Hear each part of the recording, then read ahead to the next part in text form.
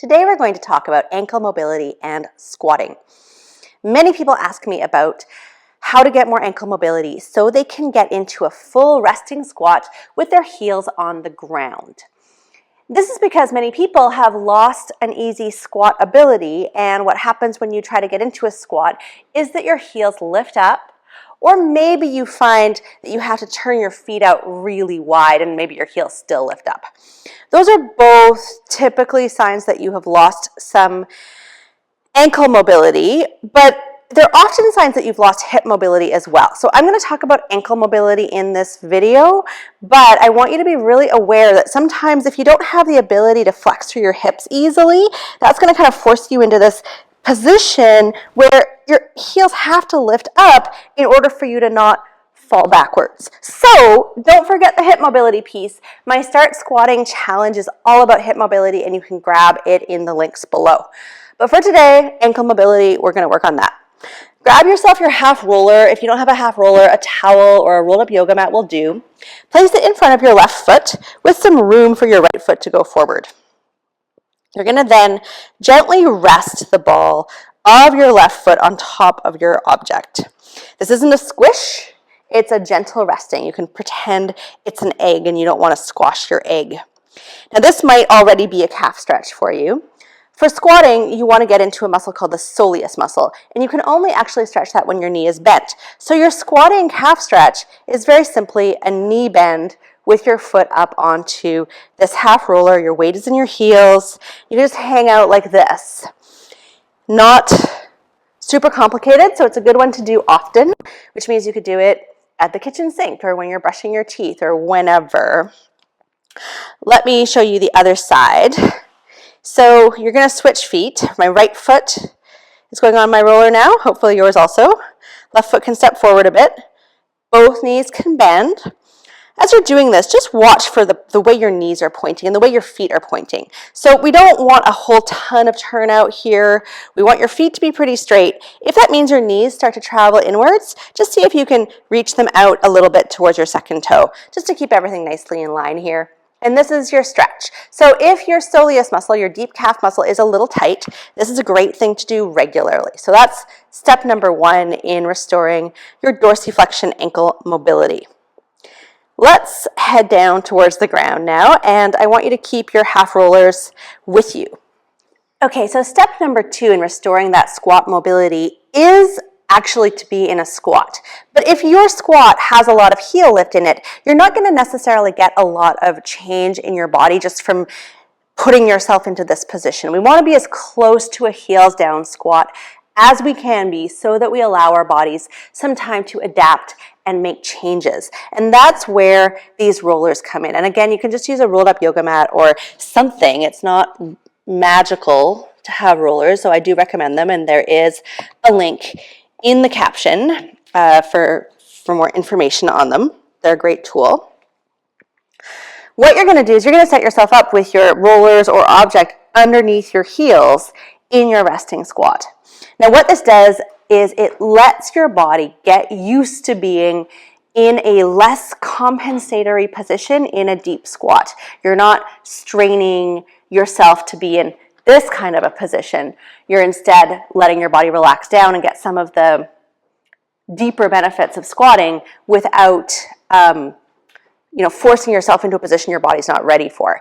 So simply being in a bolstered squat like this over time will help you get better at squatting, more so than trying to be in this balanced kind of semi-squat position.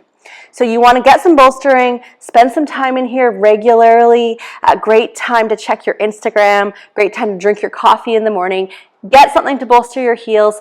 Over time, ideally, you're going to find that that ankle mobility just changes simply from being in this position. So this is a great option. There's a concept called time under tension. It means spending time in the position that you want to get more out of, or you want to get changes out of. So you spend time there. This is time under tension. Spend time in this bolstered squat. Your squat will improve. Okay? And now we're going to move into a mobilization exercise for your ankles. There are a couple of ways to do this.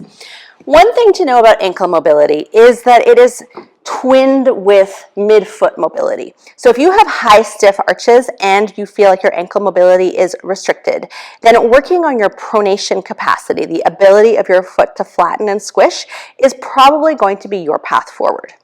The other thing to know about ankle mobility is that the way the leg attaches to the foot is at the ankle, obviously. There's a bone in here that can get kind of sticky and stuck. So if you're trying to come into a dorsiflex position like this, and you're feeling pinching in the front of your ankle, that means you're getting some stuckness in that bone. I'm going to show you how to create some space in the joint in just a second, but just know if you're feeling pinching in the front, stretching alone is not going to be your path forward to changing your ankle mobility. So let's work on this together.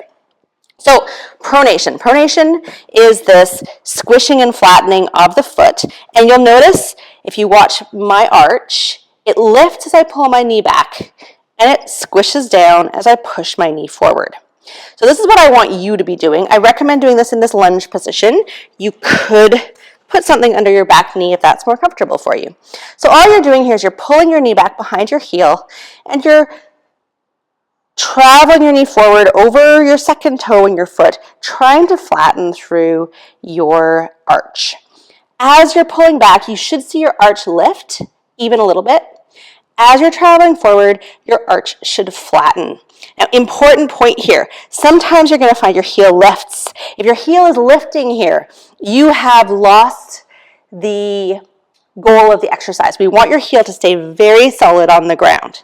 So if you're finding your heel likes to lift a lot, you can get yourself a wedge or a sock, and you can throw that under the outside corner of your heel, under the back of your heel. Doesn't really matter. It can be about 45 degrees or straight behind you. Use that to keep some ground under your heel as you travel your knee forward. So the exercise here is this sort of simple lunge that's focused on ankle and midfoot mobility, and you're just traveling your knee forward, squishing your foot down, and then pulling back. And you're going to travel in and out, which is nice for your body. Your brain likes to have these dynamic movements because it's close to how we move in real life. So you're squishing and releasing. About 10 of these is usually nice. One way to improve your squish is to take your handy sock and stick it under your arch. It doesn't have to hold your arch up, it has to give you some sensory feedback. So as you pull your knee back, your arch will lift, you'll feel the pressure on the sock decrease. As you travel your knee forward, you're going to squish your sock down, even a tiny bit. So what we're working on here is both pronation and ankle dorsiflexion. And that's the dorsiflexion goes with the pronation. So that's why that's the foot-ankle relationship. So that the foot as it pronates gives your ankle bones more room to move around, I guess you could think of it as. So this could be your exercise, but if you feel like there's stickiness in the front of your ankle that's stopping you from going further, you're going to add a band, and I'm going to show you how to set that up right now. Okay, so for the banded version of this exercise, an elastic band like this is good. I would actually go for a thicker one if I had one, but we're in Australia and I didn't bring all my gear with me. But you want something that's sort of heavy enough to create some backwards pull on the bottom of your leg bone. And that's going to actually help create space in your ankle joint. So you're going to get some pull going there, and then the exercise is exactly the same. Heel stays glued, but you can use a wedge or a sock to give you kind of a gluing assist there. So don't let your heel lift at all. And you're going to take your knee behind your heel to lift your arch, and then forward of your heel to create ankle mobility and squish down your arch. And you want those two things. So this is a double bonus because not only are you working on your dorsiflexion for your squats, but this is going to be great for your walking and the health of your feet also. So you're just going back and forth. You want to do about 10 of these at a time. You don't need to do too many.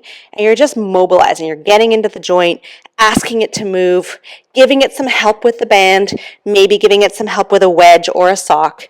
And then you're trying to squish down through your arch. You can put your finger under your arch or your rolled up sock. A pencil eraser is actually really good for this. Whatever you have to give yourself some sensory feedback so your brain learns how to soften through your arch as you practice dorsiflexing your ankle.